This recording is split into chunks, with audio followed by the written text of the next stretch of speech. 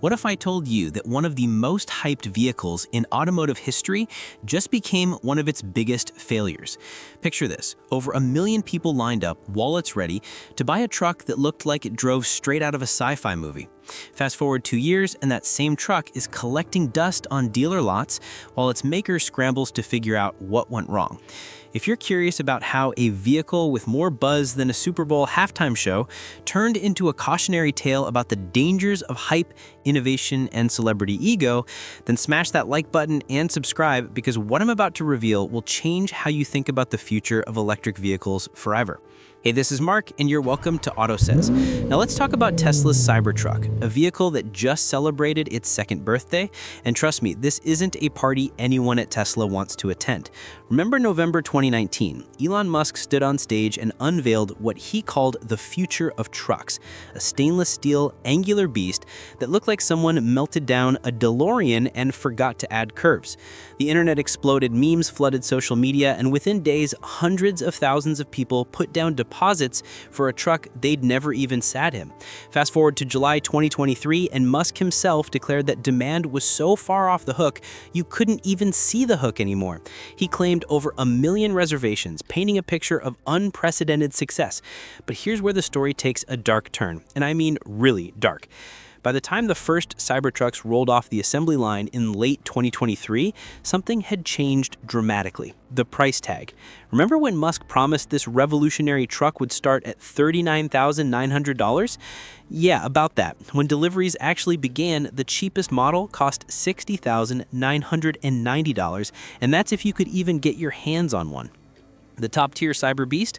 Try $99,990. And here's the kicker: today, that same Cyber Beast will cost you around $115,000. Let me put that in perspective for you. For the price of one Cybertruck, you could buy 2 fully loaded Ford F-150s and still have enough left over for a nice vacation. This wasn't just a price increase, this was a betrayal of trust on a massive scale. Thousands of people who'd been waiting years with their deposits locked in suddenly realized they'd been sold a dream that morphed into a financial nightmare. But wait, because the money issue is only the beginning of this disaster story. Let's dive into the finance side of things, and this is where it gets really interesting. Throughout automotive history, we've seen price increases, sure, but nothing quite like this. Think back to the Ford Model T in 1908. Henry Ford promised to make cars affordable for the average American, and he delivered, dropping the price from $850 to just $260 by 1925 through innovation and efficiency. That's the opposite trajectory of what Tesla did with the Cybertruck. Ford understood something fundamental: if you want to revolutionize an industry, you need to make your product accessible, not exclusive. Tesla went the other direction entirely, turning what was supposed to be a working man's truck into a luxury item that only wealthy tech bros could afford. And here's where the psychology gets fascinating. When you promise someone a $39,000 truck and then deliver a $60,000 one, you're not just raising prices, you're breaking a psychological contract. Behavioral economists call this the endowment effect, where people overvalue things they believe they already own. Those million reservation holders thought they owned a piece of the future, and Tesla snatched it away and replaced it with a much more expensive version. The result? Mass cancellations, anger, and a PR nightmare that Tesla still hasn't recovered from. Now you might be thinking, okay Mark, but surely some people are buying these things, right? Well, yes and no. According to Stephanie Valdez-Streety from Cox Automotive, demand peaked in fall 2024 and then went, quote, downhill from there. Translation: people were initially excited, took delivery of their overpriced trucks, and then reality set in. The Cybertruck isn't just expensive, it's impractical for most people who actually need a truck. Ask any contractor or farmer if they'd trust their livelihood to a vehicle that can't handle mud without its stainless steel body getting permanently stained, or try losing massive range when towing anything heavier than a jet ski. These aren't theoretical problems, these are real issues that real owners have reported. And let's not forget the elephant in the room, or should I say the billionaire in the room.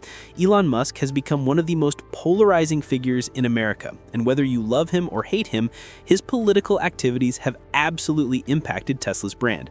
A recent working paper from Yale University found that Musk's polarizing and partisan actions may have cost Tesla over 1 million vehicle sales in recent years. Think about that for a second. 1 million lost sales. When you buy a Cybertruck, you're not just buying a vehicle, you're making a statement about who you are and what you stand for. Unlike a Model 3 or Model Y that blends into traffic, the Cybertruck screams, "Look at me." And increasingly, people don't want to be associated with Musk's brand of controversy. It's like wearing a political bumper sticker that you can't remove, except this bumper sticker cost you over $100,000. But wait, because the money issue is only the beginning of this disaster story. Let's dive into the finance side of things, and this is where it gets really interesting. Ford's F-150 Lightning, which was supposed to be the answer to the Cybertruck, has sold only 24,577 units as of October this year, and Ford is reportedly considering killing it entirely. General Motors is having similar discussions about their electric pickups. The entire electric truck segment is struggling, and there's a simple reason why. Americans love their pickup trucks. That's not news. 4 of the top 10 vehicles sold in the US last year were pickups. The Ford F-Series and Chevy Silverado dominated the charts. But here's the thing. People buy trucks because they need them to work. They need to tow boats, haul construction materials, navigate rough terrain in all weather conditions. Electric trucks, for all their innovation and environmental benefits, still can't match the versatility and reliability of their gas-powered cousins, especially in extreme conditions. Try towing a heavy trailer in freezing temperatures with an electric truck and watch your range drop by 50% or more. Try finding a charging station in rural America where many truck owners live and work. These aren't small inconveniences. These are real breakers, and when you're paying a premium of $15,000 to $20,000 over a gas truck, those breakers become impossible to ignore. So what does all this mean for the future? Well, here's where we need to talk about history repeating itself, because this isn't the first time an automaker has fumbled a revolutionary product. Remember the Tucker 48? Preston Tucker promised to revolutionize the automotive industry in 1948 with safety features that were decades ahead of their time. He generated massive hype, took deposits, and then delivered only 51 cars before his company collapsed amid controversy and financial problems. Sound familiar?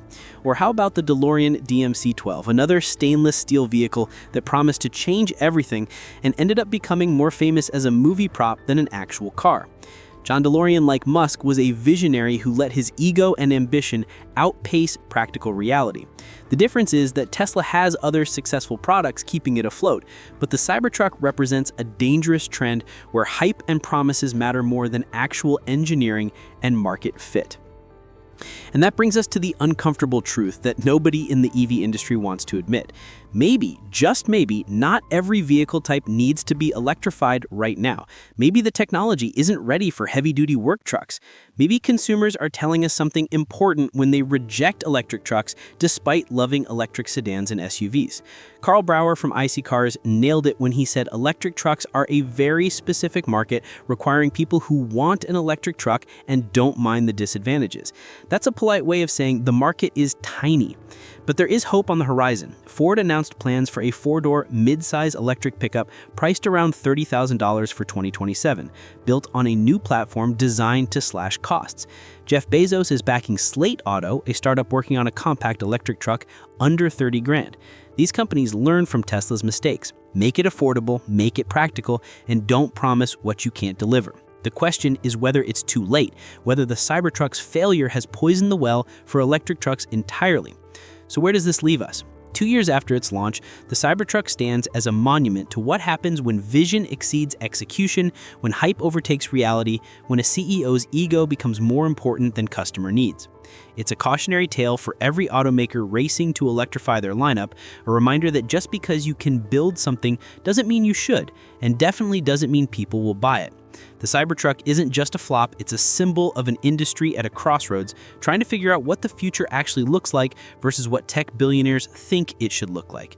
And as those Cybertrucks sit unsold on lots across America, one thing becomes crystal clear. The hook that Musk claimed was invisible, it never existed at all.